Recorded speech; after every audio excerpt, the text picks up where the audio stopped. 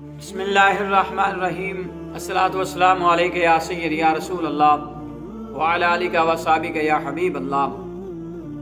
سواری کا شکرانہ۔ سیدہ حلیمہ سعدیہ رضی اللہ تعالیٰ عنہ فرماتی ہیں، میں نے سنا ہے میری سواری بارگاہ رب العالمین میں شکرانے کا اظہار کر رہی تھی اور کہہ رہی تھی، مجھے میرے پروردگار کی قسم میری شان بلند ہو گئی، میں مردہ تھی، مجھے اللہ تعالیٰ نے زندگی عطا فرمائی اور لاغر اور نحیف تھی، مجھے اللہ تعالیٰ نے قوت اور طاقت سے نوازا۔